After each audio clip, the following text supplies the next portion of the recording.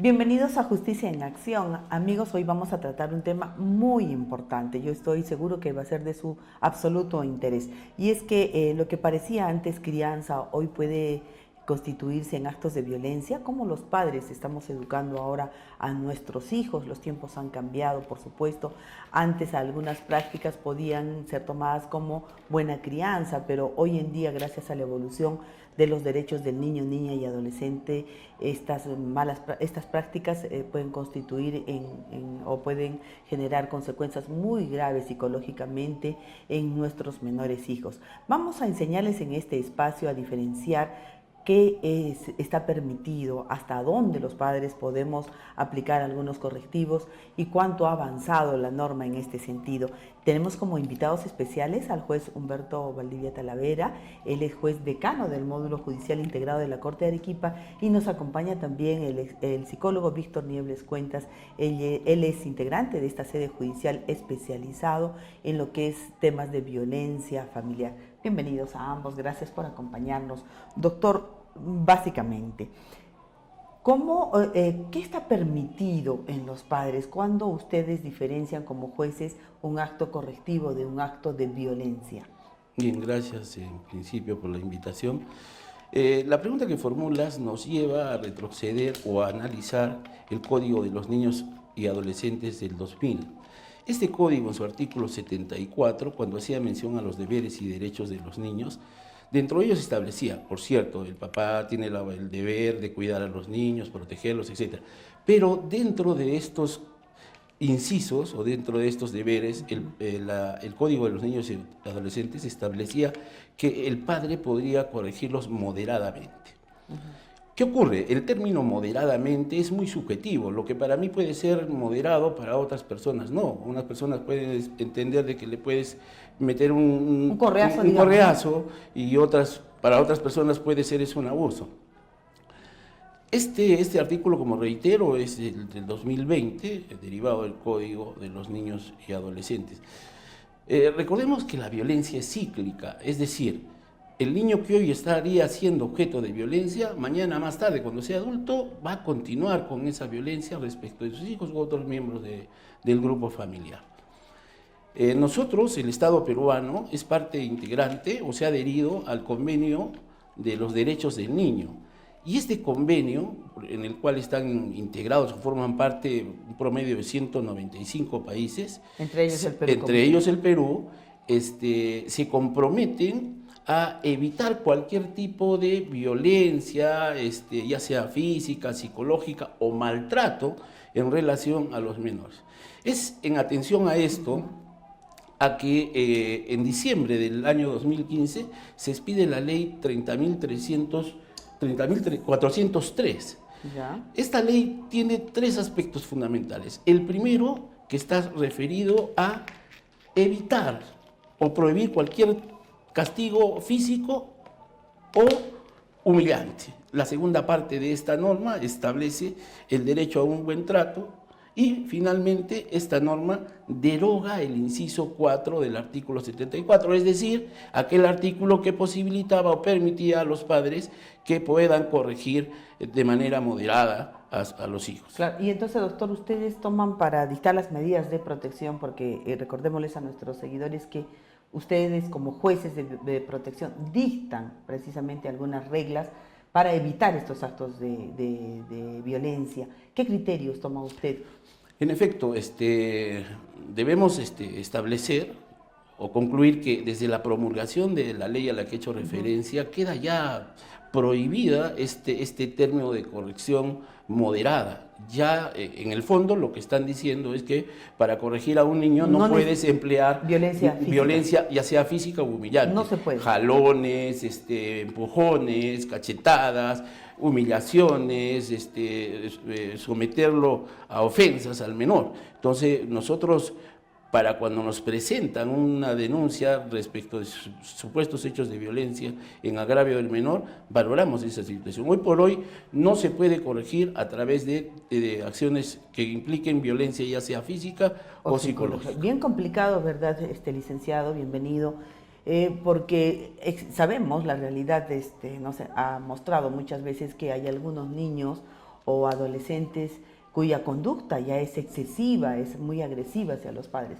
¿Qué debe hacer un padre si no puede corregir de manera física, ni digamos aplicando alguna, levantando la voz o haciendo algunos actos que mellen su autoestima, su dignidad? ¿Cómo debe comportarse un padre, licenciado? Muchas gracias ante todo por la invitación. Antes, quisiera hacer un pequeño preámbulo. A través de los siglos, ¿no?, existía un modelo jerárquico, ¿no?, en la cual el padre tenía todo el poder, ¿no? Utilizaba ese poder no hacia los hijos, sino contra los hijos. Y de ahí nace la famosa frase, entre muchas, ¿no?, la letra entra con sangre, ¿no?, que lamentablemente se aplicaba, y esto daba lugar a que se generaba castigo físico y psicológico. Pero sin embargo la ciencia ha avanzado, el derecho, la psicología del desarrollo, claro, la neurociencia, todo ha avanzado, y justamente voy a ese punto. Ahora ya ello es considerado como violencia. ¿Qué es lo que debe de hacer ante la pregunta que usted me ha hecho? Un aspecto fundamental, ¿no? ¿Cómo fui criado yo? Primero vamos a partir de este aspecto. ¿Cómo fuimos criados nosotros? ¿Cuál es la formación que hemos tenido nosotros? Y después va el hecho de que si hemos tenido una adecuada formación, vamos a aplicar aspectos importantes, como la comunicación y la confianza. No culpabilizarlos a los hijos. Generalmente cuando ellos cometen un error, nosotros ¿qué hacemos? En muchas ocasiones, no en todas quizás, culpabilizamos, los castigamos físicamente o psicológicamente, y esto daña en la parte emocional.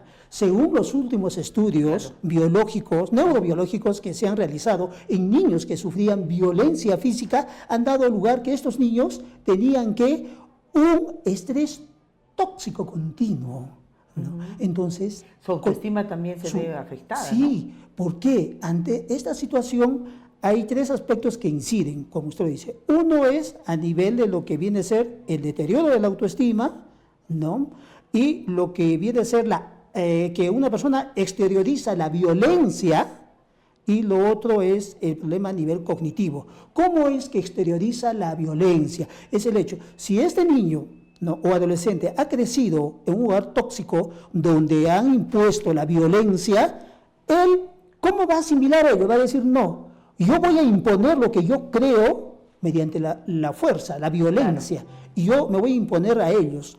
Porque así no tengo la razón. Eso lo aprendió. Porque eso lo aprendió en el hogar. Ya, pero, licenciado, ¿qué tienen que hacer los padres? Respirar en ese momento de crisis, en el momento en que el niño se portó sumamente mal. ¿Qué tiene que hacer el padre? ¿Cómo lograr controlarnos nosotros también los padres, ¿no? Mire, acá podemos aplicar y pueden aplicar los padres el tiempo fuera conocido. ¿En qué consiste? En que ya estoy a punto de perder, esto es parte del control emocional, papeles, ¿no? A punto de perder los papeles, ¿qué hago? Estoy en la habitación o en la sala y la cocina, salgo afuera, salgo al patio, respiro, tomo aire, me tranquilizo, y hay una técnica importante, la del papel.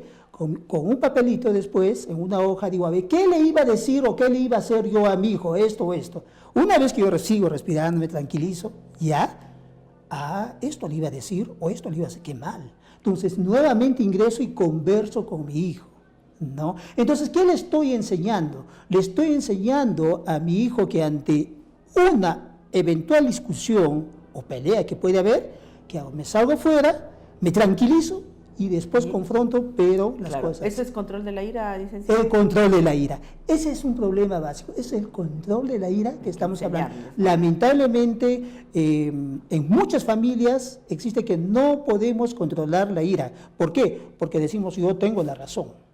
Yo tengo la razón. Claro. Doctor, ¿y la violencia física es más grave que la psicológica? No, ambas son. Yo en todo caso podría concluir que más grave es la psicológica que la física. Total, te puedo dar un ejemplo. Sí, si se trata de una cachetada, el dolor pasa y queda ahí. Pero las ofensas las vas a tener por mucho mayor tiempo. Permíteme agregar algo. Claro. La ley a la que he hecho mención tiene su ámbito de aplicación no solamente dentro del grupo familiar, no solamente dentro del hogar. Esta ley se aplica igualmente dentro de los colegios, dentro del centro de trabajo y todos aquellos ambientes donde los menores de edad puedan intervenir. Es por ello que el Estado, para propiciar una corrección sin agresión, debe generar programas para capacitar no solamente a los padres, sino a los educadores y todos aquellos que tengan alguna relación directa con los menores de edad. Además existen programas, ¿no?, de protección, por eso podemos hablar de lo que es conocido como la desprotección, anteriormente considerada como un tema de abandono, y además los protocolos que hoy se están aplicando en el colegio. Decíamos bien que hemos evolucionado y es todo lo que usted está mencionando, claro que sí.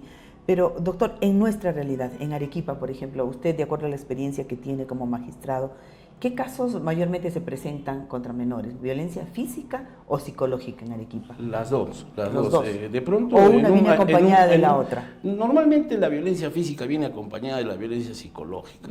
Es muy poco probable que golpees a un niño y estés callado. Normalmente los golpes van acompañados de insultos, ofensas, humillaciones al menor de edad. Permíteme, Leni, por favor, sí, aprovechar este espacio para recordar que el tema de desprotección, antes llamado abandono, establece medidas para proteger al niño, perdón la redundancia, que está en desprotección. Y no debemos entender solamente que el niño está en desprotección cuando no tiene papá y mamá, sino que aún teniendo papá y mamá, estos sean los que lo agreden o lo abandonan. Hay muchos casos en los que se ha resuelto y que se ha visto que el niño, pese a tener papá y mamá, está en desprotección y hemos tenido que remitir copias a la UPE para que se vea la posibilidad de que el menor vaya con otros miembros de familia, valorar esa situación. Muy bien. Licenciado, ¿cree que actualmente en nuestra sociedad todavía hay cierta tolerancia a algunos actos de violencia contra los menores? ¿Todavía hay esta situación en nuestro medio? Sí, yo creo que sí hay cierta tolerancia, pero esa todavía cierta tolerancia tenemos que irla conceptualizando en el sentido de que ya tiene que definitivamente evitarse lo que viene a ser la violencia física y psicológica. Tiene que haber, debo entender, ¿no?, una educación para lo que viene a ser para los padres. Los padres, ¿verdad? Para los padres. Porque, mire usted, nosotros nos preparamos para ser abogados, psicólogos, periodistas, nutricionistas, pero ¿nos preparamos para ser padres? ¿Nos preparamos para tener una familia? No tenemos una preparación. Entonces debería de haber una preparación previa, ¿no?, para afrontar este rol tan importante que es el de ser padre. Claro, los padres se están formando ciudadanos del mañana, ¿no? Tenemos una gran responsabilidad. Yo les voy a pedir a ambos que nos sigan acompañando. Vamos a hacer una breve pausa, amigos, y regresamos con este interesante tema. Lo que antes parecía crianza o buena crianza, ahora es violencia. Vamos a seguir hablando de este tema. Volvemos.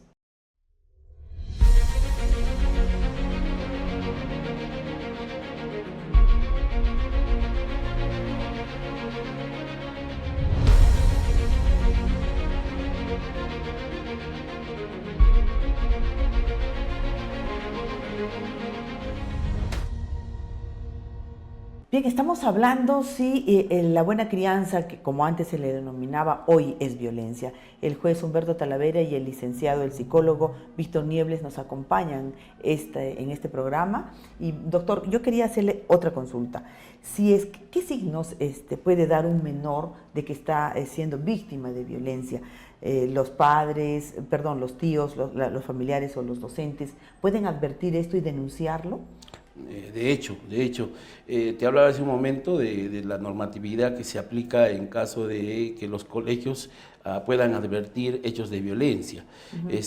Los profesores, y hemos tenido varios casos en donde el director o la psicóloga ha advertido que el menor de pronto ha venido con alguna lesión física en el cuerpo, o de pronto ha notado algún tema psicológico, como que rehuye, está escondido, o de pronto el mismo niño, por el hecho de estar viviendo en un ambiente de violencia, también es violento. Entonces van al área de psicología y ahí se puede determinar me refiero a la psicología del colegio, y se puede determinar que los niños, este niño estaría siendo objeto no solamente de violencia física y psicológica, y existe el deber, de acuerdo a estos protocolos, de denunciar. Todas aquellas personas que por su deber, llámese policía, educadores, médicos, están en la obligación, en caso de que conozcan un hecho de violencia, denunciarlo de oficio. Yo como vecina, ¿puedo denunciar un hecho de violencia? En efecto, o sea, no se requiere que usted tenga una representación o un poder para poder denunciar por tercera persona.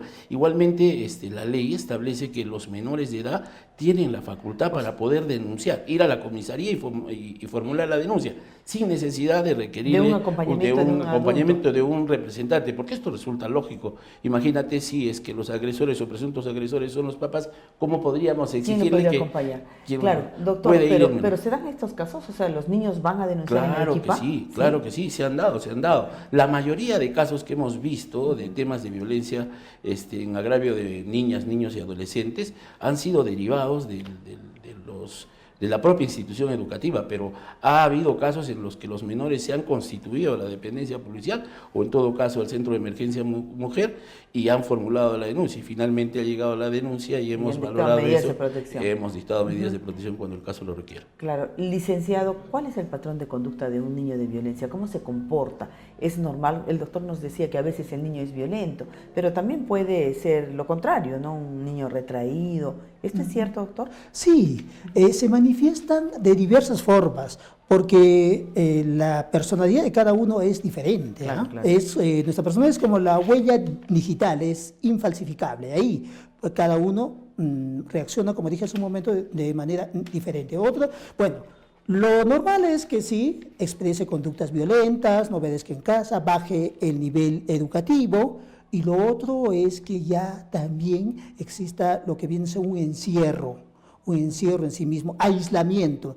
Antes era extrovertido, ahora introvertido, cambió con los amigos, es que los amigos anteriores eran los amigos estudiosos quizás, buenos, ahora ya cambió así. Entonces serán ese tipo de conductas que los padres deben ir observando, porque ya los padres tienen que tener un parámetro de cuál es el aspecto conductual, cómo es su hijo.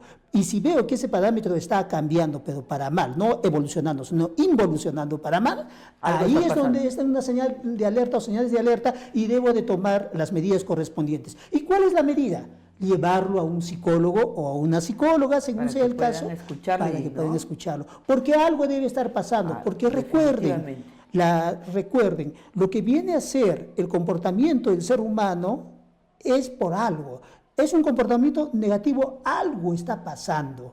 Y eso se encarga el especialista en primero ver qué está pasando y después solucionar el problema. Muy bien. Doctor, ¿y qué medidas de protección dictan ustedes los jueces en favor de los niños, tomando en cuenta que en la mayoría de los casos los agresores son los padres, ¿no? Apartarlos no creo, porque están dentro del hogar. O sea, ¿qué se hace en esos casos? Bien, no hay unas medidas específicas.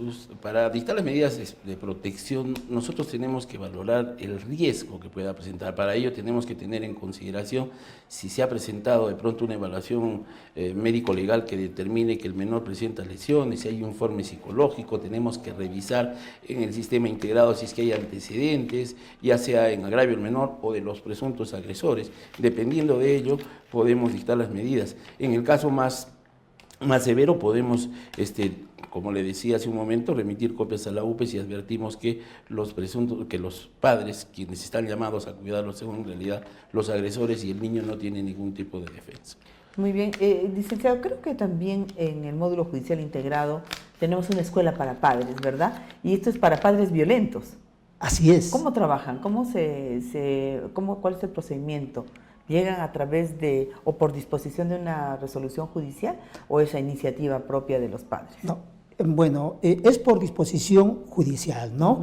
El juez, ¿no?, analiza el caso y después ya indica, ¿no?, escuela para padres, para la madre o para los dos, para el padre puede ser, según sea el caso, y ellos tienen que asistir a una escuela para padres, para de esa forma se les da, justamente se toca estos temas de la ira, la autoestima, lo que viene a ser la violencia, la toma de decisiones, masculinidades, ¿no?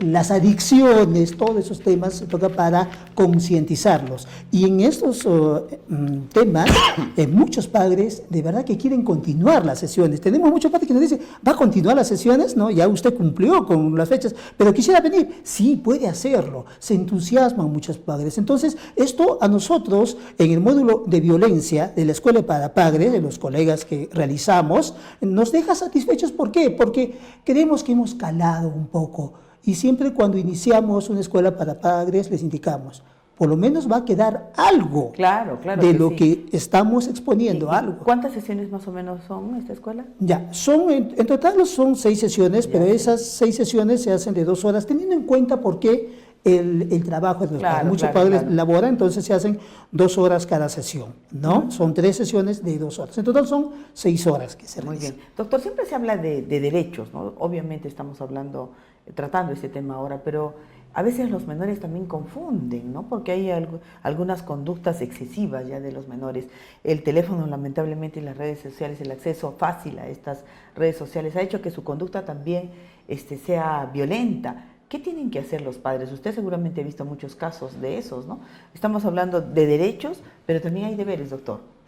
Y brevemente a dar respuesta a tu pregunta, permítame concluir en relación a la pregunta anterior respecto a las medidas que nosotros dictamos.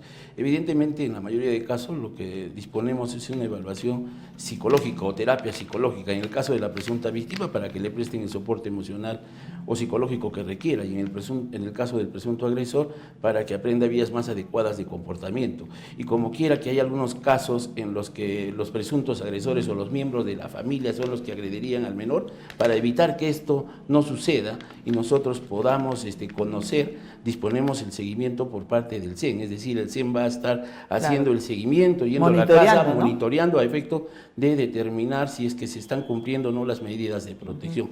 Eso en cuanto a la situación y a la pregunta inicial, anterior. Y respecto a la última pregunta, sí, es importante, Lenny, recordar la triple D. En algunas oportunidades en las que hemos hecho alguna capacitación en centros de estudios y hemos conversado con los profesores, por lo menos yo lo que he referido es que los niños, niñas y adolescentes no solamente tienen que conocer sus derechos, sino sus deberes. Muchas veces los menores solamente pretenden hacer valer sus derechos desconociendo que existen obligaciones y que estas están establecidas de manera expresa por el Código de los Niños y Adolescentes. En su artículo 24 está el de respetar a sus padres, ayudar en las labores del hogar, no faltarles el respeto, en fin, una serie de obligaciones que tienen los menores y que, reitero, deben ser conscientes, aprovechar esta oportunidad para recordar, no solamente hablar de los derechos que tienen los menores, sino de establecer los deberes que a ellos les corresponden. Claro, bien dice el doctor licenciado que uno de los deberes de los menores, de los hijos, es respetar a los padres, ¿no? Pero ¿qué le decimos al menor que está golpeando, que le está pateando a su mamá, a su papá porque no le dio algo, por ejemplo? ¿Qué tenemos que hacer con ese chiquito o esa niña? Primero hay que analizar algo. ¿Por qué el niño, la niña o el adolescente reacciona de esa forma, de esa manera? ¿Por qué? ¿Por qué falta el respeto a la autoridad que es el padre o la madre según sea el caso? Algo ha pasado, pero ante esa situación también nos tenemos que hacer una autocrítica. ¿Por qué? Porque no es por Estamos así, fallando algo nosotros, que nosotros ¿no? pensamos fallando. Entonces, y en ese sentido, lo que nosotros debemos de dar es el ejemplo, ¿no? Pero si nosotros creemos que, bueno, ya el niño, niña o adolescente ya se nos fue de nuestras manos, lo que tenemos que llevar inmediatamente es a un especialista para que lo pueda ayudar y para que nos pueda ayudar a nosotros. Terapia individual con él, terapia de familia con toda la familia, porque de esta forma se va a poder solucionar. Ahora, nosotros los padres podemos estar fallando. Si no, también puede ser otras las causas externas, ¿ah? ¿Pero por qué? Hay que analizar, ¿no? Hay que analizar. o es que no tiene mucha confianza con nosotros, no hay mucha comunicación. Y hablando de ello, siempre es bueno cada día, por lo menos empezar con 5 minutos, conversar con ¿Cómo los estás? niños, cómo está, cómo te fue en el colegio. Claro. Entonces, No sí, perder esa comunicación. No perder. 5, ya, vayamos a 3 minutos, vayamos, pero comuniquémonos, porque de repente tienen algo que comunicarnos. Y hablando de ello, si me permite, por favor, ¿por qué a veces muchos niños o adolescentes no le tienen mucha confianza a los padres? ¿Por qué? Porque a veces, te pasó esto, hiciste, o ¿sabes qué, mamita, mira, me gusta un chico o una chica? No, ¿por qué no? Porque no, entonces no se sienten comprendidos. Lo importante es aquí comprender y entenderlos a ellos. Muy bien. Finalmente, doctor, ¿algún mensaje que le quiere decir a los padres? Usted es juez de protección de las familias, ¿no? De violencia. ¿Qué le diríamos? Claro que sí, te agradezco enormemente por esa posibilidad, aprovechar este espacio para dirigirme de manera directa a los padres de familia. Deben recordar que la violencia no solamente puede ser directa, sino indirecta. Para precisar, o en todo caso conceptualizar esto último, se habla de violencia indirecta cuando los niños, niñas y adolescentes están viviendo en un ambiente donde constantemente hay conflictos entre los papás, peleas, riñas, etc. Esa también es una manera de maltratar a los menores. Entonces, referirme o dirigirme a los padres, hacerles ver que los niños no tienen la culpa de los conflictos que puedan tener papá y mamá y que, en todo caso, papá y mamá deben mantenerlos al margen de estos conflictos que pudieran tener. Y me voy a permitir emplear una frase que la suelo usar en mis audiencias, es que si se ha fallado como pareja, no pueden fallar como padres. Muy bien, eso es muy importante. Les agradezco a ambos sus aportes, su participación en este programa. No estamos aquí para juzgar a las generaciones pasadas, ¿no? Hemos aprendido a lo largo de los años a ser mejores. Las leyes han cambiado en favor de los niños, niñas y adolescentes. Tenemos las herramientas en la mano para criar mediante la comunicación, el buen trato, el respeto mutuo a nuestros hijos. No olvidemos que estamos criando y formando futuros ciudadanos del mañana. Tienen que ser hombres de bien, mujeres de bien, y en eso vamos a empeñarnos. Muchas gracias a ambos por haber estado con nosotros, y a ustedes, amigos, si Dios lo permite, el próximo miércoles nos volvemos a encontrar. Permiso.